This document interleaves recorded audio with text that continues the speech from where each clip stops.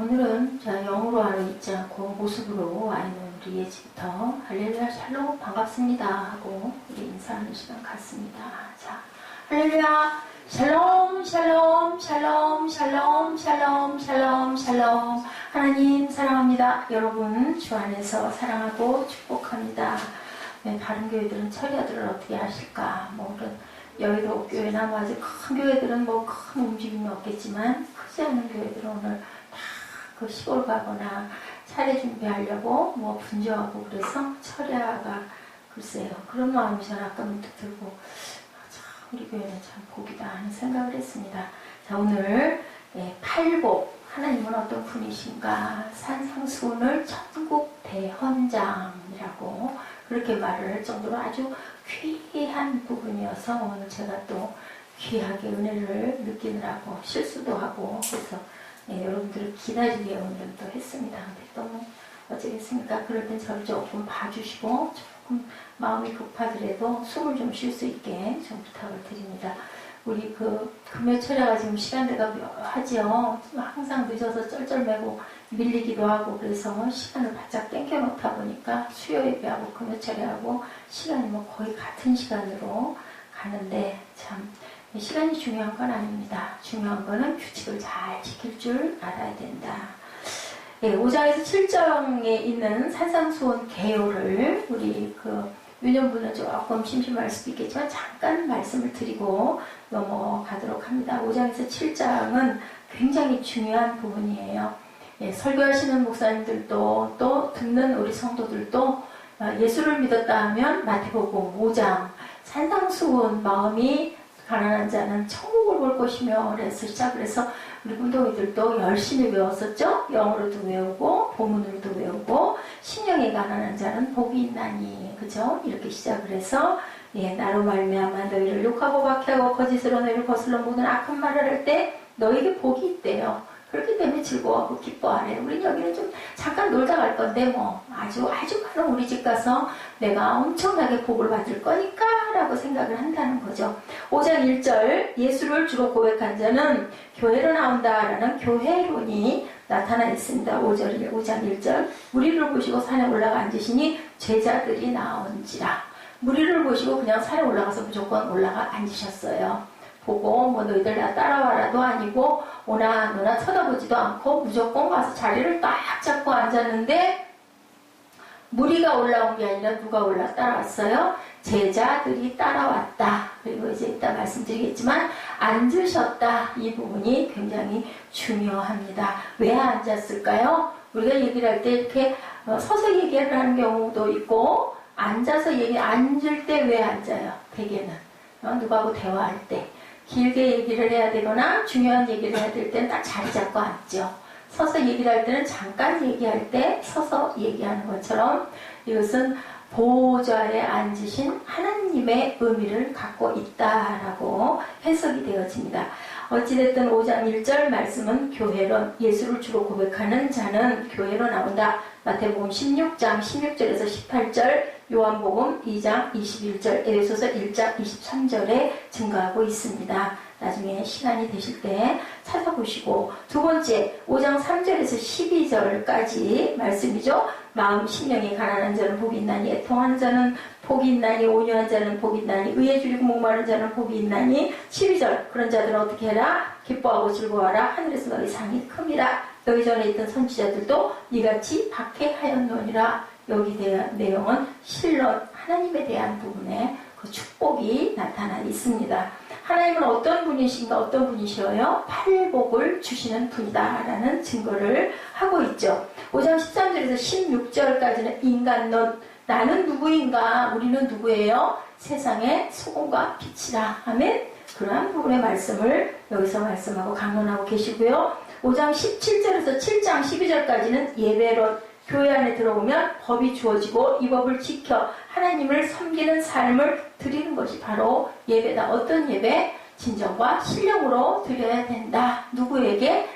수가성 여인에게 예수님께서 말씀하셨죠? 하나님은 영이시니 진정과 신령으로 너희가 예배를 드려야 할지니라 라고 말씀하시죠. 그리고 7장 10절에서 11절은 성령론 6장 19절에서 34절은 물질론, 보물을 땅에 쌓아두지 말고 하늘에 쌓아두어라. 그리고 성령론은 완전하게 된 신약의 법을 지키게 하시려고 성령을 주신다. 예수님이 오셔서 우리에게 각자에게 성령을 주시고 가는 사건에 대해서 누가복음 11장 9절에서 13절, 로마서 7장 14절에서 8장 3절까지 말씀하십니다. 그리고 7장 15절에서 20절은 마귀론, 성도를 멸망시키려고 말씀을 미혹하는 마귀에 대한 이야기를 말씀하고 계시고요. 7장 21절에서 23절에는 심판, 주의 뜻대로 행하는 자라야 천국에 들어가고 그렇지 못한 자는 영벌을 받게 된다. 7장 24절에서 27절은 계시록, 마지막 때의 얘기, 반석 위에 지은 집은 환난의 때에 무너지지 않는다라는 말씀을 5장에서 7장이 이렇게 중요해요. 교회론, 신론, 인간론, 예외론, 물질론, 성령론, 구원론, 마귀론, 심판론, 계시록, 성경 전체의 얘기를 마태복음 5장에서 7장에 설교하고 있기 때문에 천국 대헌장이다라고 이렇게 증거한다라는 것 여러분들 알고 가시고요. 마태복음 4장 23절에 예수님의 3대 사역이 나타나 있는데 우리 한번 23절, 4절 우리 함께 읽어보실까요? 마태복음 4장 23, 4절 그 앞장에 있죠. 시작. 예수께서 온 갈릴리에 두루 다니사 그들의 회당에서 가르치시며 천국 복음을 전파하시며 백성 중에 모든 병과 모든 약한 것을 고치시니 세 가지 나타났죠. 잠깐 갈릴리에 두루 다니서 어떻게 했어요? 가르치셨죠. 그리고 전파하셨고 그리고 백성 중에 모든 병자의 약한 것을 고치셨다. 가르치시고 전파하시고 약한 것을 고치셨다. 이 세 가지의 사역이 여기에 23절에 나타나죠. 회당에서 가르치시고 복음을 전파하시고 병과 약한 것을 고치시고 그랬더니 그 소문이 24절에 나타나 있죠. 시작. 그의 소문이 온 수리아에 퍼진지라 사람들은 모든 앓는 자 곧 각종 병에 걸려 고통당하는 자 귀신 들린 자 간질하는 자 중풍병자들을 데리고 오니 그들을 고치시더라. 그래서 25절에 갈릴리와 데가볼리와 예루살렘과 유다와 요단강 건너편에서 수많은 무리가 따르더라. 이 말씀 수많은 무리가 따르더라. 이 말씀도 굉장히 중요한 뜻을 갖고 있습니다.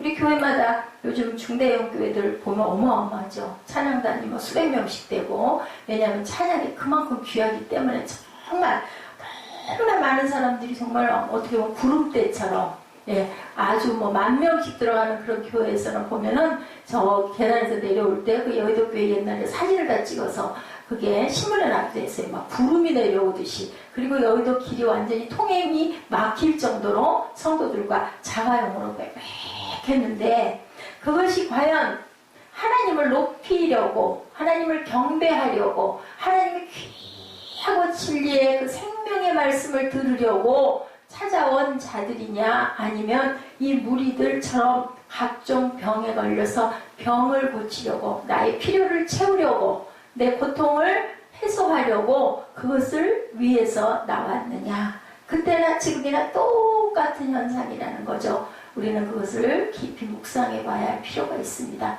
내가 오늘 하나님 앞에 예배 드리는 거 내 필요를 위해서 무언가를 빌고자 해서 기적을 체험하기 위해서 내가 뭔가를 드러내기 위해서 내가 나온 것인가 아니면 정말로 순수하게 목이 말라서 하나님의 말씀을 묵상하기 위해서 나왔는지를 우리가 생각해 봐야 하겠다라는 거죠. 이 산상 설교를 하시기 위해서 자리를 딱 잡고 앉았는데요. 여러분들 5장에서 7장은 아무리 눈을 씻고 들여다봐도 기적의 사건, 병고침 사건은 일어난 것이 없어요. 너희는 4대 그때도 보면은 신앙인들의 부류가 4대가 있었거든요. 에세네파, 열심당원, 사두개파 이런 파당들이 있었어요. 그 파당들에게 너희들은 이렇게 하나님을 믿어라. 너희는 신앙생활을 이렇게 해라는 이야기를 말씀을 하셨고 또 남이 아닌 누구? 제자들에게 말씀을 하셨어요. 다른 사람들 다 가는데 따라온 자 소수의 제자들, 그 많은 구름대 같은 사람들이 다들 그 자리에 참석한 사람은 없고 제자들이 따르더라라고 얘기를 했다는 거죠. 신구약 전 메시지를 요약한 부분이 바로 이 예수님의 산상 설교 안에 들어있기 때문에 굉장히 귀하다. 신앙생활을 하는 사람이나 메시지를 전하는 모든 사람들이 이 부분을 가장 중요한 강의 자료로 삼고, 강의 자료 중에서도 저도 지금 여기 우리 화면에 엄청나게 많은 자료들이 올라와 있어서 제가 오늘도 더더군다나 헤맸어요. 제가 말씀을 만든 부분의 것은 거기가 아니고 말씀드린 것 거기가 아니었는데 그것들만 그득그득하게 엄청 많아요. 그 설을 펴신 분들의 그 뭐 목사님들, 신학자들 엄청 많습니다. 그것을 이제 저는 요약하고 간추려서 핵심적인 것을 여러분들에게 제가 감동을 받고 먼저 은혜를 받고 전하는데, 마태복음 7장 28절에 보면 다음과 같은 반응이 나타나 있는데 우리 한번 읽어볼까요? 7장 28절 같이 읽습니다. 시작. 예수께서 이 말씀을 마치심에 무리들이 그의 가르치심에 놀라니 이는 그 가르치는 것이 권위 있는 자와 같고 그들의 서기관들과 같이 아니함일러라. 놀랐다. 너무 왜 놀랐을까요? 너무너무 좋은 말씀이시기 때문에 놀랐고, 그리고 권위 있는 자 같은데 자기들이 듣는 서기관들과 바리새인들이 가르치는 그런 것과 같지 않은 특별히 다른 그런 말씀을 해서 다들 놀랬다라고 이렇게 나타나와 있습니다. 예, 그 가르침이 놀라고 권위 있는 자와 같다. 그들의 서기관들과 같지 않다. 예, 묵상을 하신 어떤 목사님의 얘기예요. 이 부분을 전하려고 그 목사님도 묵상을 하시다가 저는 오늘 정말 안타까웠어요. 여러 날 일주일 됐죠. 저 설교 본문을 잡아서 제가 그 주보에 올렸으니까 2주일 됐죠. 그 전전주부터 이걸 묵상을 하고 꼭 산상교 설교를 해야겠다라는 그런 마음이 감동이 와서 준비를 하면서, 물론 보고 읽고 다른 목사님들의 설교도 듣기도 하고 많이 했지만 오늘 제가 이걸 그 설교가 어디로 갔는지 못 찾아가지고 다시 처음부터 다시 하느라고, 저는 느리기 때문에 며칠이 걸려야 되는 거를 단 한 서너 시간 동안에 이걸 정리를 하느라고 말림의 마지막에 묵상을 못했어요.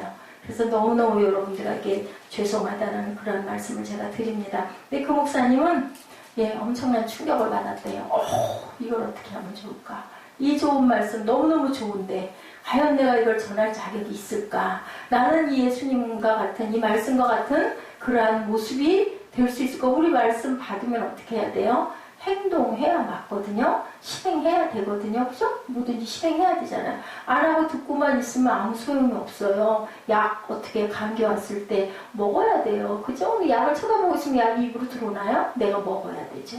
이런 것처럼 이 목사님은 참 좋은데 이 말씀을 내가 전할 수가 있을까? 성령의 감동이 없이는 깨달을 수도 없는 말씀이다라는 깊은 감동을, 이분은 엄청 유명하신 분이기 때문에 세계 어디 안 가는 곳이 없을 정도로 엄청나게 뛰어다니시는 그러한 그 목사님이신데도 불구하고 저 같은 사람이야 갖다 비교할 수도 없을 만큼인데 이 목사님도 그렇게 무릎을 꿇고 눈물을 쏟았다라는 그런 간증을 제가 들었습니다. 성령의 감동이 없이는 이 마태복음 5장 말씀은 우리가 깨달아 알아갈 수가 없다라는 거죠. 5장 1절에 예수께서 무리를 보시고 산에 올라가 앉으시니 제자들이 나온지라. 왜 예수님은 무리를 보시고 산에 올라가셨을까? 우리 4장 23절, 4절, 5절 볼 때 어떻게 했어요? 많은 사람들을 고치시다 보니까 갈릴리와 데가볼리와 예루살렘과 유다와 요단 강 건너편에서 많은 무리가 따르더라. 아주 멀리까지 소문이 퍼진 거예요. 그 소문이 갈릴리에서부터 온 수리아 일대 전체에 다 퍼져서 하여튼 아픈 자, 병든 자, 절룩거리는 자, 벙어리, 귀신 들린 자, 막 문제 있는 자들은 다 어려운 그 교통 상황도 안 좋은 그 상황에 다들 몰려들어서 한마디로 얘기를 해서 예수님은 그때 어떤 사람이었냐? 인기 짱, 스타, 배용준? 그럴 정도로 와 하는 그 정도로 대단하게 유명하게 되셨다는 걸 24, 5절에서 우리가 알 수가 있습니다. 그냥 모처럼 구름대처럼 파도처럼 밀려왔다라는 거예요. 예수님은 엄청난 인파가 먼 길에서 찾아오는 걸 보시고 그럴 때마다 어떻게 하세요? 예수님 특징 뭐예요? 사람들이 엄청나게 많이 몰려들면 어떻게 해요? 살짝 어디로? 산으로 숨어버리셔요. 왜 그럴까? 인기 있는데 와가지고 나한테 와서 막 칭찬하고 그러면 어깨가 이렇게 올라가야 될 건데, 이렇게 올라가야 될 건데, 왜 성일은 거길 쳐다봐? 이렇게 올라가야 될 건데, 예수님은 피하셨다라는 거죠. 한국교회에 넘치는 인파가 우리가 생각할 것, 아까 말씀드린 대로 정말 하나님을 사랑해서 하나님께 경배드리고 싶어서 하나님 말씀을 사모해서 왔을까? 이 무리들과 같을까? 여러분들 무리들과 똑같으면 어떻게 될까요? 우리는 구원의 길로 온전하게 갈 수 없다는 것을 아셔야 돼요. 세상이 바뀌어야 되고 세상을 바꿨던 초대교회 하나님의 그 제자들, 그 종들은 어떻게 했어요? 세상으로 움직였잖아요. 뭐함으로 인하여?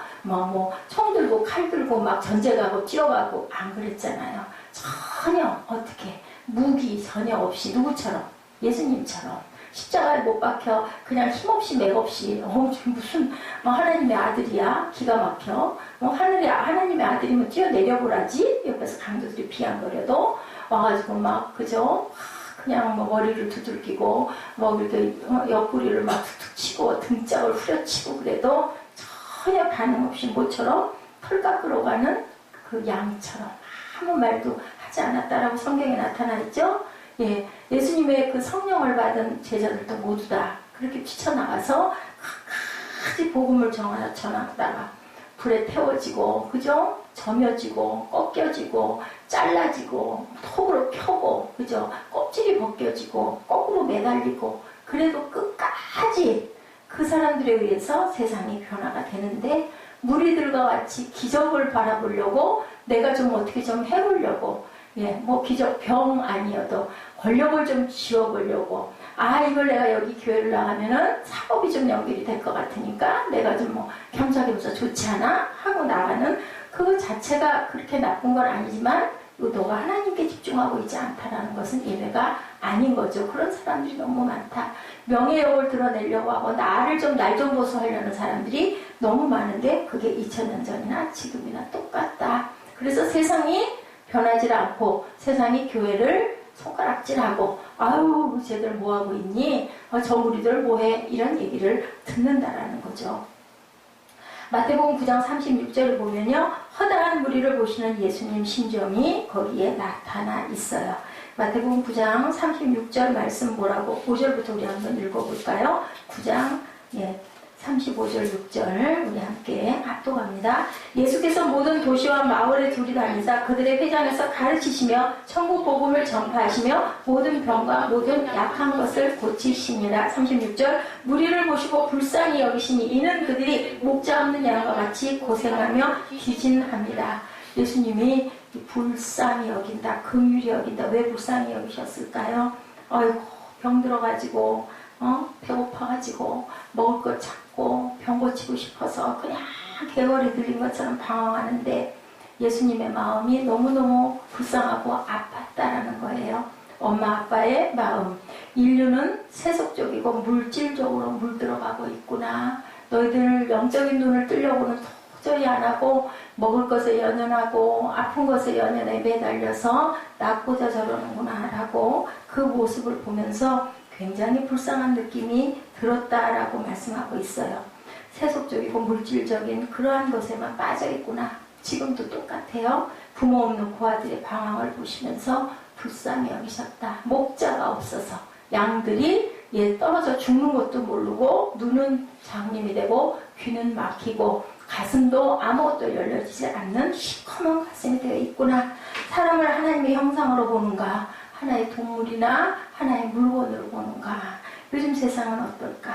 그때와 마찬가지로 더나 더하게 어떤 세상이 되었어요? 막 혁명적인 세상이 되었다. 혁명에는 뭐밖에 없다? 혁명에는 여러분들 워십밖에 없다 그래요. 워십이 뭐예요? 예배, 경배예요. 그죠? 워십이. 그래서 그 워십 보면은 워십단들 있죠. 그게 원래 예배와 경배인데 그 무용하는 사람들 있죠. 옷 예쁘게 입고 그리고 워십을 그렇게 한참 성행을 하기도 했습니다. 아내나 남편을 서로가 하나님의 형상으로 과연 바라보고 있는지, 결혼할 때 내가 만날 남편, 내 배우자감을 하나님의 형상 속에서 찾고 있는지, 아니면은 내가 도구로 나 편하게 좀 살고 싶고 내가 그 사람한테 이렇게 얹어져 가지고 날 좀 봐, 나 좀 해줘, 이런 부분으로 만나진 않는지. 요즘에는 조건 안 보고 그냥 결혼을 하고 순수한 사랑하는 사람 뭐라 그래요? 바보라고 하지. 바보. 예, 순수가 요즘에는 바보인 시대가 돼버렸다라는 거죠. 세월호 사건 마찬가지죠. 지난번에 그 김승학인가요?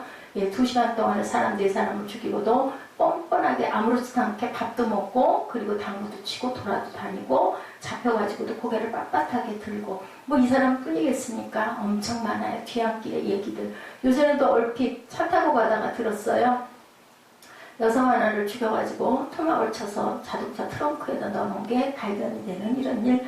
옛날에는 어머나 기절할 일이 아닌데 요즘에는 뭐 너무너무 아주 너무 자주자주 일어나요. 이거는 사람으로 보지 않고 뭘로 봤기 때문에 그냥 물건으로 본 거죠. 그렇게 해서 막 자루에다 집어넣어가지고 꾸겨 차려가지고 어디다 갖다 버려야 되니까. 왜냐하면 이거는 은닉을 해야 내가 사니까. 돈의 대용품으로 이용하고 사람을 그냥 숫자로 보는. 옛날에 언제 그랬어요? 노예를 그렇게 했잖아요. 학대하고. 예, 장사할 때 사람으로 취급하지 않고 돈 버는 도구로 생각을 하는 일들.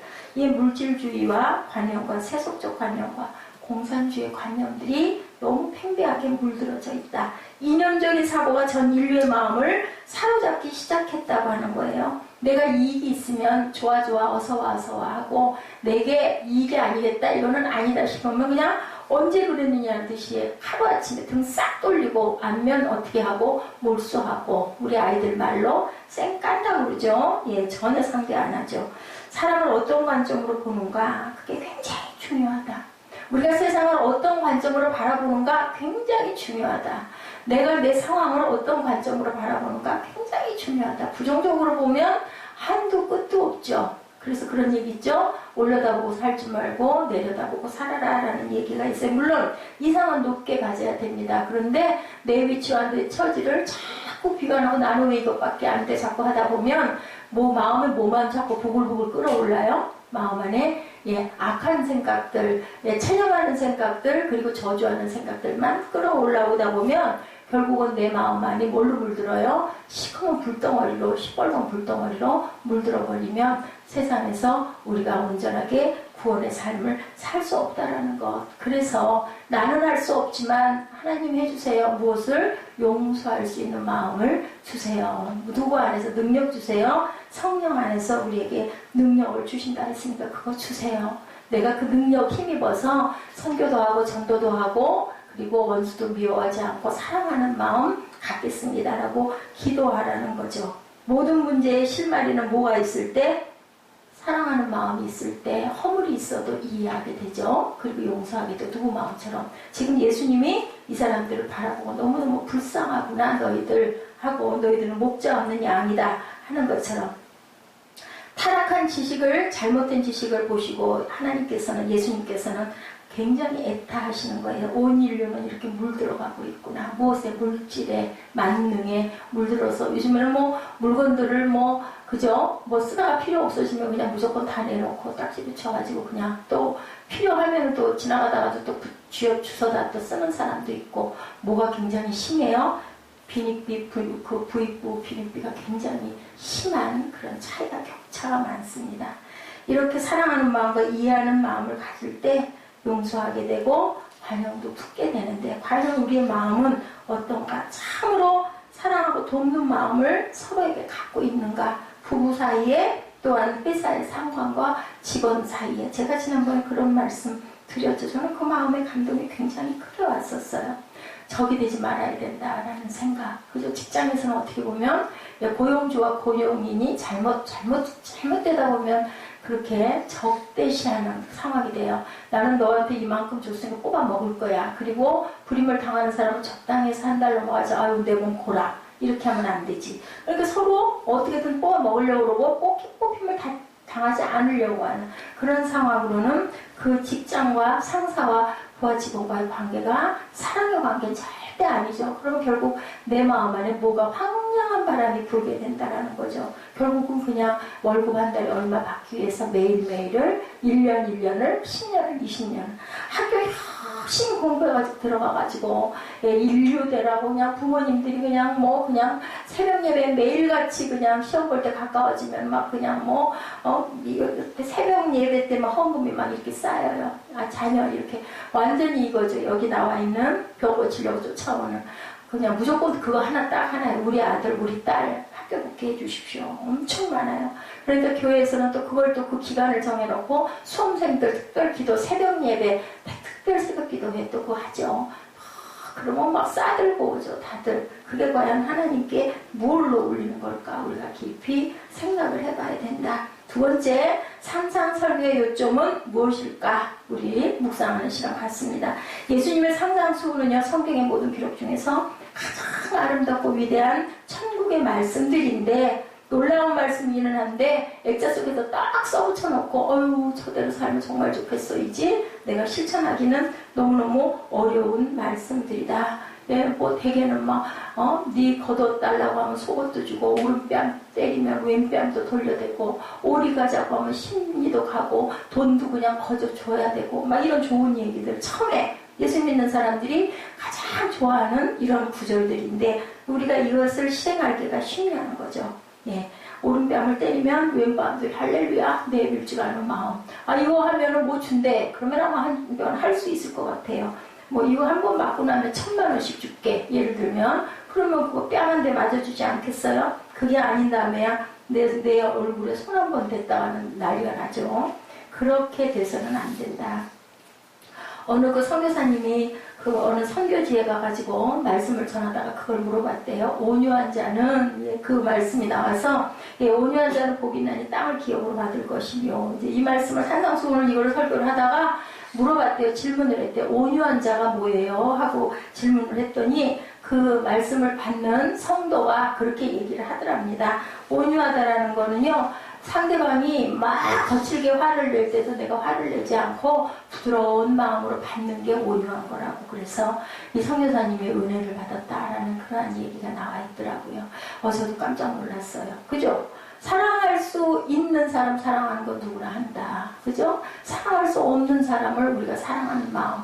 온유하지 않게 거칠게 나한테 심하게 말하는 사람에게 내가 부드럽게 대해주는 게 바로 온유한 거다. 뭐 길게 깊이 어려운 말 생각할 필요가 없다라는 거죠. 그러니까 우리는 그런 마음을 가져야 된다.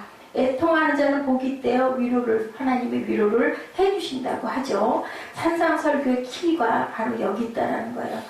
그 말씀이 내 삶에 적용돼서 우리가 걸어갈 수 있어야 된다. 여기에 있는 심령이 가난한 자부터 시작해가지고 우리가 박해를 받을 때도 어떻게 하라고요? 기뻐하고 즐거워하라. 왜?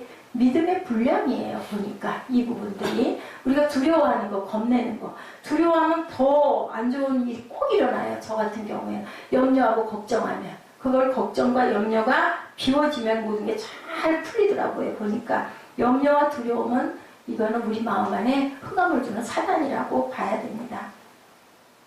한마디로 이 산상설교는요, 크리스찬답게 살아야 한다. 그 명령을 말씀한 건데, 레위기 18장 3절에 이런 말씀하고 계세요. 너희는 너희가 거주하는 애굽 땅의 풍속을 따르지 말며, 내가 너희를 인도할 가나안 땅의 풍속과 규례도 행하지 말고, 어떻게 하라고요? 오직 크리스찬은 크리스찬답게 살아라. 라는 말씀을 여기서 하고 있대요. 크리스찬은 이 세상 속에 살지만, 어떻게 해라? 천국 백성답게 살아라. 이 세상에서 산다고 이 세상과 같이 결탁해서 거기 섞여버리면 너희들은 구원받지 못한다라는 얘기죠. 4절에 너희는 내 법도를 따르고 내 규례를 지켜 그대로 행하라. 지금 레위기 말씀 18장 4절 말씀이에요. 내 법도를 따르고 내 규례를 지켜 그대로 행하라. 나는 너희의 하나님 여호와니라. 이렇게 얘기를 해요. 그 율례와 법도가 그게 중요한 게 아니라 내가 말하는 대로 너희들은 따라야 된다.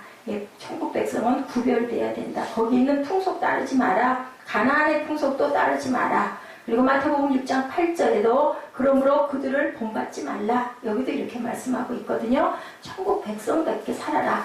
이방인도 닮지 말고 바리새인과 서기관들과 같이도 살지 말고 하나님의 백성답게 살아라가 마태복음 5장에서 7장 전체에 있는 얘기다. 너무 다르다가 아니라 세상 사람들은 크리스찬들 너무 우리랑 똑같잖아 이렇기 때문에 전도가 안 된다라는 거예요. 다른 거 뭐 딱 하나 주일날 1시간 정도 내가지고 가서 살짝 어딘가 앉아가지고 그것도 찬양하는 거 뭐 들을 거 뭐 있어. 그냥 찬양하는 거 안 듣고 딴짓 다 하고 화장실 갔다 오고 전화할 거 밖에 나가서 전화통화 다 하고 와가지고 말씀 딱 들어가면 그때 탁 앉아가지고 목사님들 말씀 보통 30분에서 40분 사이니까 그것만 하고 딱 끝나면 그냥 얼른 살금살금 기도할 때 뒤로 기어 나가가지고 밖에 나가서 얼른 가야 주차장 가서 차 빨리 타다 가지고 앞에 안 밀리고 갈 수 있으니까 1시간짜리 크리스찬들이라는 거죠. 변할 리가 없고 변할 수가 없죠. 변하면 기적인 거죠. 그러면 그냥 나 오늘 주일 지켰으니까 나머지 시간들 다 4시간이죠. 하루 24시간, 1시간 60분. 여러분들 계산하면 그게 몇 분이에요? 제가 그 전에도 그 계산한 환산을 여러분들하고 같이 나눴던 것 같은데, 이렇기 때문에 세상 사람들은 쟤네들 뭐하니 맨날 모여가지고 그런다라는 거죠. 변할 수가 없다는 거죠. 세상 사람과 다르지 않아야 되는데 너무 달라. 뭐만 달라요? 모습만. 거룩한 채 조금 연한이 깊어지면은 목사님들도 마찬가지고 또 우리 집사님들 장로님들도 마찬가지고 목에 힘이 들어가죠. 여러분들 어떤 큰 교회 그 장로님들은요 뭐 무시무시해요. 뭐 얼마나 무서운지 몰라. 제가 가지고 신학생 때 뭐 한번 갔다 보면 너무너무 놀랬던 기억이 지금도 나.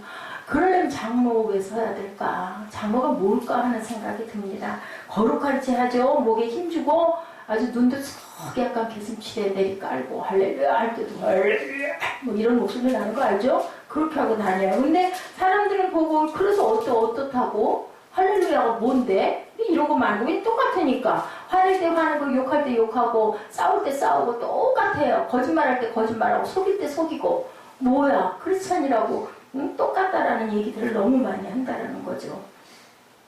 큰 교회에 들어와 있는 기업들 많거든요. 그런데 그런 얘기 하더라고요. 개척교회에서 성전 그 수리하는데 그분들 오셔가지고 리모델링 해주는데 보니까 뭐 일반 보통 이런 그 인테리어 하는 데보다 더 무섭게 굴더라라는 얘기들.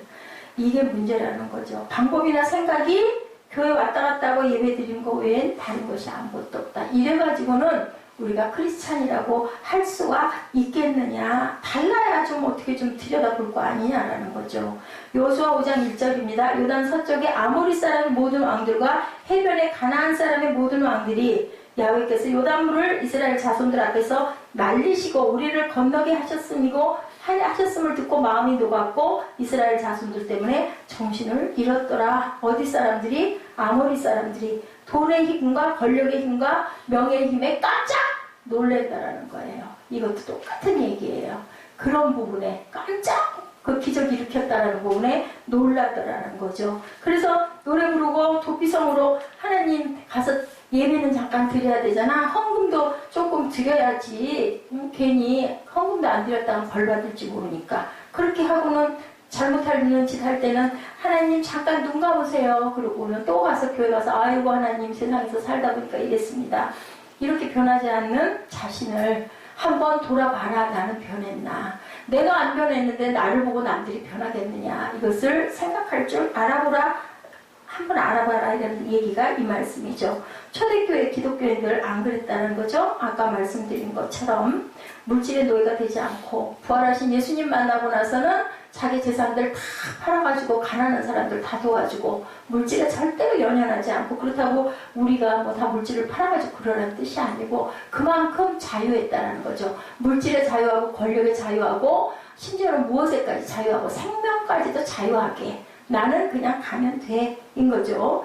가진 거 나누고 죽음도 초월하고 그런 삶을 살고 생명 걸고 전도하고 감옥 갈 각오하고 굶고 매 맞고 돌에 맞고 그래도 상관 안 하고 그래도 기뻐서 찬송하고 이게 어떻게 되겠느냐고요. 근데 된다는 거죠. 안 되는 거를 성경 말씀에 써놨다면 그 진리가 아니라는 거죠. 그 모본을 누가 보이셨다? 그 모본을 예수님이 보이셨다. 그랬기 때문에 초대교회 때 그 세상은 변화했다. 이 사람들을 바라보고 어떤 사람들이라고 그랬어요? 세상이 감당 못할 사람들이라고 얘기를 했다고 하죠. 세상이 변하지 않는 것은 교회가 변하지 않아서라는 것을 우리가 생각할 줄 알아야 된다. 우리가 다른 집의 삶을 세상에 보여주지 못했기 때문에 산상수훈처럼 살지 못했기 때문에 어떻게 하는 게 정말 가장 잘 사는 하나님 보시기에 옳은 길입니까? 라고 얘기한다면 산상수훈처럼 살아라 라고 말씀을 하겠다는 거죠. 교회는 순수해질 수가 없다. 왜냐하면 자기 자신을 세우는 도구로 교회를 이용하고, 나 어느 교회 다녀? 이게 막 자랑이 돼서 붙어 다니잖아요. 나는 어느 교회 장로야? 나는 어느 교회에 나는 그 권사야. 이게 딱지가 딱 붙으면 오우 그렇구나 이렇게 알아주기를 원하는 그런 사람들로 세워져 있다는 거죠. 나의 자존심과 나의 어떤 성공과 나의 유익을 위해서 교회가 도구가 되어서는 안 된다. 거룩한 채 한다고 사람들이 그것을 거룩하구나 하고 보지 않는다. 웃긴다고 생각을 한다는 거죠. 하나님은 우리에게 예수님을 보내시고 그 예수님으로 인하여 모본을 보이고 가게 하셨기 때문에, 그래서 우리는 주님의 마음처럼 주님을 따를 줄 아는 그러한 제자가, 그래서 그 제자도의 삶, 교회마다 그거 하잖아요. 제자 양육 이런 거. 제자라는 게 그거 해가지고 전도부대에 파송하는 게 중요한 게 아니고 제자도를 배워서 실천하고 살라고 한다라는 거죠. 이 산상설교를 이해하기 위해서 세 가지 배경을 이해해야 된다라고 말씀합니다. 우리도 그 그 수훈을 지켰던 예수님처럼 그 삶을 살도록 노력을 해야 되는데, 우리 힘으로 안 되지만 성령을 보내셨기 때문에, 아까 제가 초두에 말씀했죠. 성령론, 그죠? 성령론은 완전하게 된 신약의 법을 지키게 하시려고 누구를 주셨다고요? 성령을 주신다라고 누가복음 11장 9절에서 13절, 로마서 7장 14절에서 8장 3절에 증거하고 계신다라는 겁니다. 우리가 혼자 못하니까. 구약의 요점은 오실 메시아, 신약의 요점은 뭐예요? 오신 메시아. 그죠? 구약은 예수님에 대한 얘기를 다 하고 있고, 신약에는 오신 예수님이 직접 오셔가지고 말씀을 증거하시죠. 오실 메시아를 위해서 예언자들이나 선지자들이나 하나님의 사람들이 나타나 예언을 한 것이 바로 구약이고, 그것을 실제로 실천하고 진행이 되어 나가는 부분이 산상수훈, 예수님의 산상수훈 축복, 예수님의 그 대헌장이 나타났다. 마태복음 6장 7절에 내가 율법이나 선지자를 폐하러 온 줄 알지 마라. 폐하러 온 것이 아니고 뭐하러 왔다고? 완성하러 왔다라고 말씀을 하세요. 말라기 4장 6절에 엘리야다. 구약에서 마귀에게 실패한 첫째 아담. 마귀에게 실패했죠. 누가? 아담이. 뭘 먹어서? 선악과를 먹어서. 두 번째는 마귀에게 실패했어요. 40일 광야에서 기도하시고 나서 사탄이 와서 세 가지 얘기했을 때 예수님은 뭘로 대적하셨어요? 말씀으로 대적하셔서 이기셨죠? 성령 꼭대기에서 뛰어내려봐. 이 돌을 떡덩이 만들어봐. 그리고 그러면 내가 너한테 절할게 라고 얘기했을 때 사람은 떡으로만 살지 않아. 딱 대적하죠. 그리고 하나님의 영광 외에는 나는 다 나타내지 않을 거야 라고 말씀합니다. 수가생 여인도 그 얘기했죠. 오실 메시아가 당신이니까 그렇게 물어봅니다. 요한복음 18장 36절에도 예수님은 내 나라는 이 세상에 속한 나라가 아니다. 나의 정치적 그 무대에 그 기대를 모든 사람들이 이 사람을 정치적인 메시아로 받아들이려고 그랬죠. 6장 15절에는 수가상 여인이 오실 메시아입니까? 물어봅니다. 이러한 정치적 상황에서 예수님의 산상 설교의 핵심은 외적인 것이 아니라 내적인 것이고 영적인 것이다. 예수님은 정치적이거나 육적이거나 외적인 해결 방법 절대 쓰지 않으시고 말씀 선포하시고 돌아가셔야 되면 그냥 형벌로 묵묵히 참고 돌아가셨죠. 실제로 실행하셨죠. 그 당시에 정치적 기대는 뭐였어요? 이 사람이 와가지고 세상을 홀딱 구태타로 뒤집어가지고 우리가 살기 편한 세상을 좀 만들어 권력 있는 그러한 메시아가 올 거야. 메시아 대망은 바로 이거였었죠. 근데 그 기대를 아주 여지없이 허물어버립니다. 폭력의 혁명을 절대 일으키지 않았다라는 것 말고 귀를 자르려고 딱 자르니까 어떻게 해요? 칼은 칼로 망한다라고 칼집에 꽂아놔죠. 그리고는 귀를 갖다 붙여줍니다. 결론이죠. 예수님은 폭력의 혁명을 일으키지 않았다. 예수님에게 기대했던 모든 것들은 와르르 무너졌는데 그 배신감을 가장 크게 느꼈던 예수님의 제자, 예수를 팔았던 가룟 유다, 이런 사람들이 너무너무 많았기 때문에 예수를 십자가에 처형해 돌아가시게 했다는 거예요. 종교적 배경에서는 상상 설교를 검토하면 아까 말씀드린 대로 에세네파, 사두개파, 열심당은 바리새파 네 가지의 종파를 갖고 있었는데, 바리새파는 현실을 무시하고 율법대로만 살 거야. 그리고 율법에만 매달렸던 종교 세력. 사두개파는 반대예요. 바리새파와. 율법은 적당히 믿고 적당히 해석하고 그리고 오히려 정치적이고 현실적인 이해관계로 모인 종교 세력들. 지금 똑같아요. 이런 그런 종교 그룹들이 있었고, SNF파는 현실 도피주의자. 메시아의 재림만 기다리고 그냥 깊은 산속 같은 데서 수행하면서 하나님 메시아 올 때만 기다리고 있는 그런 파당들이 있었고요. 그리고 여러분들 열심당원 얘기는 알 거예요. 가슴 품에다가 칼 하나씩 넣어갖고 다니다가 지나다니다가 잘못된 거 보면 가서 그냥 슥 지나가면서 푹 찔러가지고 죽이는 아주 무서운, 그래서 베드로가 칼 차고 다닌다고 이 사람도 열심당원이 아니냐라고 얘기를 하죠. 예수님 12제자 중에도 열심당원이었던 사람들이 섞여 있습니다. 말씀하세요. 산상 설교에서 바리새파 뭐라고 그랬어요? 율법만 중요시하는 그 사람들에게는 참신앙은 외적인 형식과 의식이 아니다. 내적이고 영적인 것이다 라고 말씀하시고, 사두개파에게는 뭐라고 그러세요? 사람의 방법인 정치적인 방법이 아니고 하나님의 방법으로 너희들은 신앙생활을 해야 되고 살아가야 된다라고 말씀을 하시고, SNF파에게는 뭐라고 그래요? 금식이나 육체적 절제는 연단의 문제가 아니고 절제가 아니다. SNF파는 어떤 사람들이었어요? 현실 도피주의자들이죠. 그렇기 때문에 사두개파는 율법은 적당히 믿고 하나님의 말씀하고는 상관없이 정치적이고 현실적 이해관계의 모임에게는 그런 방법으로는 해결되지 않는다. 그리고 열심당원들에게는 혁명의 문제가 아니다. 예배의 문제다라고 말씀을 하셨다는 거예요. 혁명을 일으킨다고 세상이 변하는 것도 아니고 네가 변할 수가 없다. 네가 천국을 소유할 수가 없다라고. 혁명 시대는 오늘도 똑같은 말씀을 하고 있죠. 반항의 시대를 구원할 수 있는 참된 답은 교회가 어떻게 진정과 신령으로 예배할 줄 아는 마음. 뭐 주세요. 나 이거 해주세요. 나 누구 주세요. 이런 기도하려면, 이런 마음으로 교회 나오려면 그거는 하나님이 바라시는 너희들 참 자녀의 모습은 아니다. 어떻게 진정과 신령으로 예배하는 자들을 내가 만나리라고 말씀을 하셨다라는 거죠. 산상 설교는요, 천국의 기준을 말씀하고 계세요.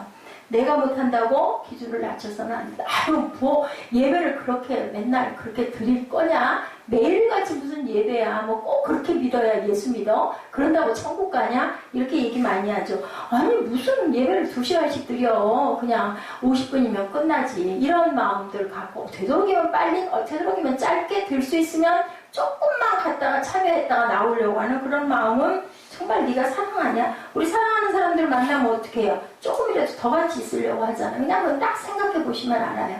근데 그거는 누구에게 의지하고 기도했을 때, 성령께서 그 마음을 주었을 때 어떤 시각과 기준으로 내가 예배에 참석을 하고 바라보고 있느냐가 굉장히 중요하다고 말씀을 하고 계세요.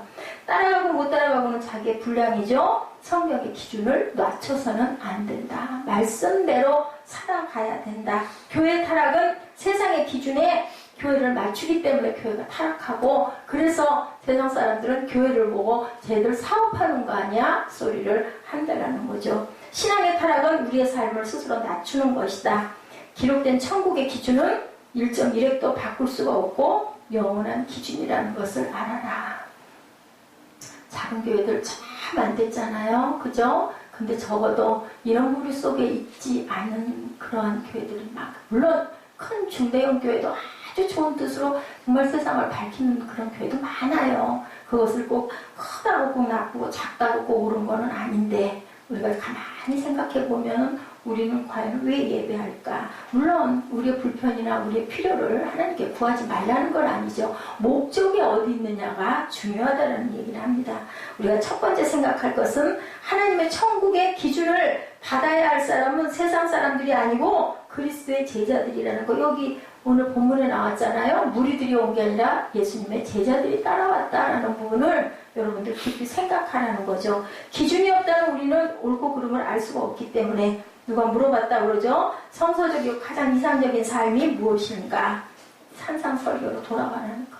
우리 5장에 나와 있는 말씀, 12절까지의 말씀, 이렇게 살라는 거죠. 입을 열어 가르쳐 이르시되 했잖아요. 심령이 가난한 자는 복이 있나니 천국이 그들의 것이며, 제가 이제 이 부분을 한 절 한 절 여러분들과 같이 은혜를 나눌 거예요. 애통하는 자는 복이 있나니, 온유한 자는 복이 있나니. 우리가 생각할 때는요, 세상에서 다 손해나는 일만 말씀하고 계시는 것 같아요. 전부 불편한, 의에 줄이고 목마른 자는 복이 있나니, 긍휼히 여기는 자는 복이 있나니, 마음이 청결한 자는 복이 있나니, 화평하게 하는 자는 복이 있나니. 이거는 누가 어떻게 하든 화내지 말고, 비판하지 말고, 나무라지 말고, 책망하지 말고, 그냥 그래도 웃고, 그래도 기뻐하라는 건데, 항상 기뻐하라는 건데, 쉽겠어요? 어렵죠. 안 되죠. 우리 힘과 우리 마음으로는 안 된다는 거죠. 도덕적인 것을 해결하면 정신적인 것이 해결이 된다라고 산상설교에는 말씀하고 계세요. 내적인 것을 해결하면 뭐가 해결이 된다고요? 외적인 것이 해결이 된다. 아까 말씀드린 우리 기준을 어디다 두느냐, 우리 마음밭이 어떻게 변하느냐가 변하면 바깥의 모든 것들은 다 해결이 된다. 영적인 것이 해결이 되면 육적인 것도 해결이 된다. 내가 몸이 너무 마음이 아파도, 몸이 많이 아프고 그래도 우리가 영적으로 충만하면 견디고 이기고 서요. 제가 정상적인 사람 같으면 이렇게 못 있잖아요, 여러분들. 하루 종일 어떻게 누가 이러고 있겠어요. 보통 목사님들도 그런 얘기하면 안 믿어요. 근데 사실이잖아요. 그거 왜 그러겠어요? 그래야 제가 사니까 하나님께서 힘을 주시는 거죠. 도덕적인 것을 해결하면 정신적인 모든 것들이 해결이 된다. 예수님이 말씀하신 이 설교대로 산 분 딱 누구? 예수 그리스도 한 분 우리에게 보내주셨다. 너희가 너희를 사랑한 자를 사랑하면 무슨 상이 있으리요? 세리도 이같이 하느니라. 또 너희가 너희 형제가 무난하면 남보다 더한 것이 무엇이냐? 이방인들도 이같이 하느니라. 마태복음 5장 48절에 그러므로 하늘에 계신 너희 아버지의 온전하신 것 같이 너희도 온전하라 이렇게 말씀합니다. 디도서 2장 14절입니다. 그가 우리를 대신하여 자신을 주심은 모든 불법에서 우리를 속량하시고, 두 번째는 우리를 깨끗하게 하사 선한 일을 열심히 하는 자기 백성이 되게 하려 함이라. 우리로 하여금 산상설교를 이렇게 듣고 그 의미를 깊이 묵상하다 보면 우리가 무력해져요. 이거 도저히 못할 것들이야. 난 이거 안 돼. 정말 하나님 이거 어떻게 해요? 하고 무릎을 꿇을 수밖에 없지만 누구에게? 성령께 의지하고 매달리고 주시옵소서, 이 마음 주시옵소서. 성령의 능력으로, 고린도전서 2장 10절 말씀입니다. 일어나시는 여러분들 되시기 바랍니다. 베드로가 어떻게 했어요? 그 바닷가에서 잔뼈가 굵었던 사람이에요. 그 사람은 다른 거 몰라도 물고기 잡는 거 하나만은 예수님보다 잘할 수 있는 사람이거든요. 그런데 밤바다에서 보니까 예수님이 물 위로 성큼성큼 걸어와요. 그 순간 그죠? 딱 생각이 어떻게 돼서, 어머, 예수님 걸으시네? 나도 걷고 싶어 했던 거예요. 그게 이성적으로 생각하면 절대로 걸을 수 없는데, 그 순간 거기에 취한 거죠. 우리 그러죠? 지난번에 누가, 나 예수 믿어요 했다가 일주일 만에 내가 거기에 잠깐, 사람들 그 속에서 내가 잠깐 취했었다라고 얘기를 하죠. 술 취한 것처럼 취했다, 홀렸다 얘기를 한 거죠. 예수님한테 홀렸어요, 베드로가. 나를 오게 하소서 하죠. 그랬더니 오라 그러셨어요. 우리 그래서 영어 성경 읽지도 않은 come 하고 했죠. 오라고. 무조건 오라고 그랬어요. 아이고 너무 빠질 텐데 이런 얘기 절대 안 하셨죠. 물 위로 성큼성큼 가다가 깜짝 놀란 거죠. 정신을 번쩍 차리고 한 거죠. 그러겠죠. 어머 내가 왜 여기 있어? 하는 순간 어떻게 됐어요? 세상 바라보니까 물속으로 빠져 들어갔다. 그래서 예수님이 뭐라고 그러셨어요? 왜 널 의심하느냐라고 했죠. 두려워하지 말라고 하고 말씀을 하십니다. 물 위를 걷는 이 시대의 사람들 많죠. 아까 우리 에스더 집사님 기도할 때 그랬죠? 이 나라가 선교 국가니까 많은 선교사님들을 위해 우리 이 대한민국에 축복해달라고. 자신의 모든 사람들 먹고 살 게 없고, 직장 없고, 돈 없고, 집 없고, 그래서 간 사람들이 아니고요.